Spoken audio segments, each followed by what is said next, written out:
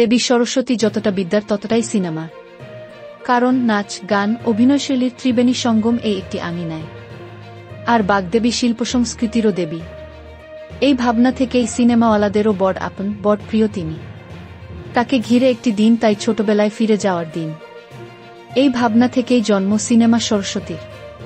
চলতি বছর যার বয়স 5, সারা বছর যেমন তেমন। একটি দিন আমরা সকলে মিলে এক হতেই পারি। সকাল থেকে আড্ডা দিতে পারি, ইচ্ছেমতো সময় কাটাতে পারি, ভরপেট খাওয়া দাওয়া করতে পারি, গান শুনতে পারি, একটা দিন শুটিং থেকে দূরে থাকতে পারি। এই ভাবনা থেকে সিনেমা সরস্বতীর আয়োজন। বসন্ত পঞ্চমীর সন্ধ্যায় আনন্দবাজার অনলাইনকে জানালেন সংগঠনের সভাপতি পরিচালক শিলাদিত্য মৌলিক। গল্ফগ্রিনের উন্মুক্ত প্রাঙ্গণে খোলা আকাশের নিচে তখন রূপলী পর্দার তারকাদের ঝিকিমিকি উপস্থিতি। সকালে এসেছিলেন মন্ত্রী অরূপ বিশ্বাস। তিনি সংগঠনের এই উদ্যোগকে সাধুবাদ জানান। সভাপতি জানিয়েছেন, খালি পেটে অঞ্জলি দিতে এখনো সকলের কি উদ্দীপনা। দেবীর পুজো মিটলে তবে সকলে কুল খেয়েছেন।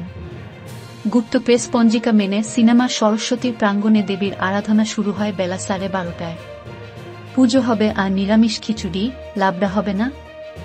এদিন দুপুরের পংক্তি ভোজনে এসবের সঙ্গে ছিল ভাজা, চাটনি, পায়েস, মিষ্টি। সন্ধ্যা নামতেই জমজমাট রকমারি খাবারের স্টল।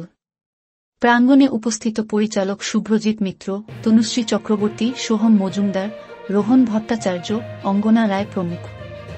রোহন এই দিন সকাল থেকে ঘুরে ঘুরে নানা জায়গায় পুজো দিয়েছেন, ঠিক ছোটবেলার মতো। আর প্রেম, পাশের লাল পাড় সাদা শাড়িতে সেজে জ্যান্ত সরস্বতী অঙ্গনা। তিনিই জবাব দিলেন, তারই ফাঁকে ফাঁকে হয়েছে। সারাদিন আমরা নানা জায়গায় গিয়েছি, সেখানেই একসঙ্গে সময় কাটিয়েছি। দুজনেই যেন ফিরে গিয়েছেন স্কুল কলেজের দিনগুলোতে। একটু দূরে নতুন শিল্পীদের জন্য মঞ্চে বেঁধে দিয়েছে সংগঠন। সেখানে একের পর এক নবীন শিল্পী গান শোনাচ্ছেন উপস্থিত শ্রোতাদের। শিলাদিত্যের কথায়, সিনেমা সরস্বতী আগামী প্রজন্মকে এগিয়ে যেতে সহযোগিতা করছে। এখানে গান শুনিয়ে অনেকেই ছায়াছবিতে গানের সুযোগ পেয়েছেন, গীতিকার বা সুরকার হিসেবে নিজেকে প্রতিষ্ঠিত করেছেন। দেবীর আশীর্বাদে এটাই আমাদের সাফল্য।